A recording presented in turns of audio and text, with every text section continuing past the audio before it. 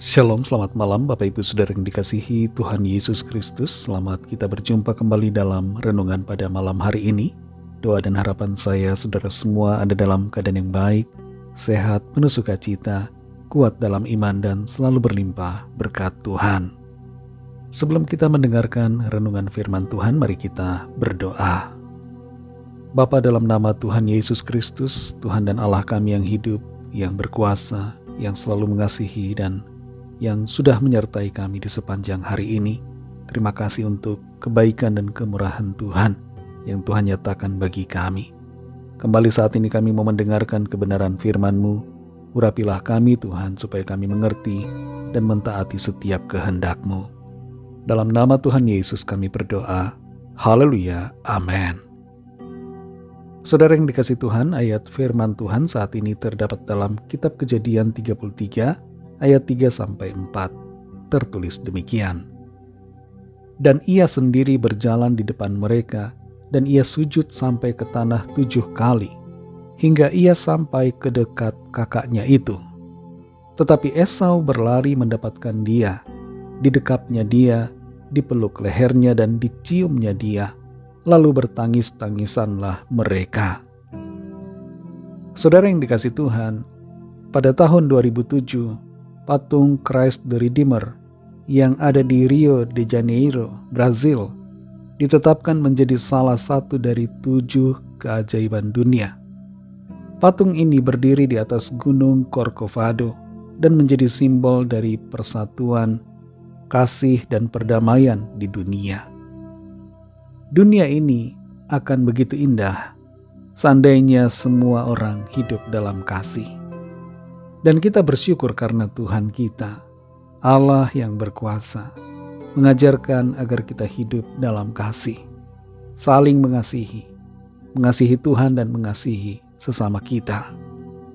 Seandainya Tuhan Yesus tidak mengajarkan tentang kasih, maka dunia ini akan diwarnai dengan konflik yang sangat parah dan kehancuran akan terjadi di mana-mana. Dalam kondisi yang sekarang ini saja, ada begitu banyak perang dan kebencian, padahal Tuhan sudah mengingatkan untuk mengasihi. Apalagi bila Tuhan menyuruh untuk membalas kejahatan dengan kejahatan, dan akan lebih parah lagi kalau Tuhan menyuruh kita untuk berperang. Dalam Kejadian 33 ayat 3-4 ini, kita baca bagaimana Yakub dan Esau berjumpa. Tertulis di sini bahwa Yakub berjalan dan sujud sampai ke tanah 7 kali, hingga ia sampai ke dekat kakaknya itu. Tapi Esau berlari mendapatkan dia, didekapnya dia, dipeluk lehernya, dan diciumnya dia, lalu bertangis-tangisanlah mereka. Yakub pernah berbuat salah. Ia berpura-pura menjadi Esau, supaya mendapatkan berkat dari ayahnya. Dan Yakub menyadari akan kesalahannya itu. Lalu ia merendahkan diri di hadapan Esau. Ia sujud 7 kali sampai ke tanah di hadapan kakaknya. Pengakuan akan kesalahan akan ditindaklanjuti dengan sikap merendahkan diri dan memohon pengampunan. Terhadap sesama kita, kepada siapa kita telah berbuat salah, dan terlebih lagi kepada Tuhan, kita hendaknya bersikap merendahkan diri karena menyadari bahwa kita bersalah. Jangan menyombongkan diri dan merasa diri benar. Tinggi hati di hadapan Tuhan, merasa tidak berdosa merupakan penghalang bagi pengampunan. Tuhan menerima orang-orang yang rendah hati, tapi sebaliknya menolak yang tinggi hati dan juga yang merasa benar sendiri. Esau tidak membiarkan Yakub adiknya itu dalam perasaan bersalah, dan ia langsung berlari mendekap, mencium adiknya, memberikan pengampunan. Sikap pengampunan dari Esau sungguh luar biasa.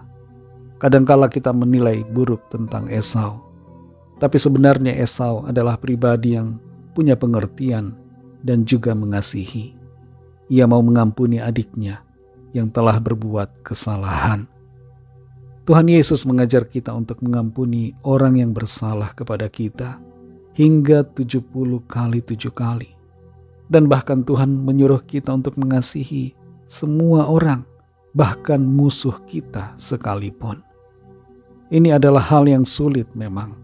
Kadangkala kita rasa susah untuk mengampuni, susah untuk mengasihi, terlebih kepada orang yang merugikan atau yang menjadi musuh kita. Tapi bagaimanapun juga kita perlu mentaati firman Tuhan dan hidup dalam kasih dan pengampunan. Saudara yang dikasihi Tuhan, dalam rumah tangga, dalam keluarga, dan dimanapun kita berada, mari miliki sikap mengasihi dan mengampuni, agar keadaan menjadi baik dan pulih, serta suasananya penuh sukacita dan kedamaian. Konflik hanya akan membuat keadaan tidak enak, tapi perdamaian akan membawa berkat dan damai sejahtera. Mari kita berdoa. Terima kasih Tuhan Yesus, kami mengucap syukur Bapa untuk firman-Mu yang sudah kami dengar saat ini, yang mengajarkan kepada kami untuk mengasihi, hidup dalam kasih dan pengampunan, bukan dalam kebencian dan peperangan, bukan dalam konflik dan permusuhan. Terima kasih untuk firman-Mu yang mengajar kami untuk mengampuni dan mengasihi, sebagaimana Tuhan sudah memberikan contoh dan teladan kepada kami untuk mengasihi dan mengampuni. Kami bersyukur untuk tuntunan firman-Mu yang terus membawa kami ke dalam jalan-jalan-Mu yang benar. Berkati kami Tuhan di sepanjang malam ini. Kembali kami akan beristirahat. Kami mohon berkat perlindungan Tuhan atas kami semua. Naungi kami dengan kasih-Mu.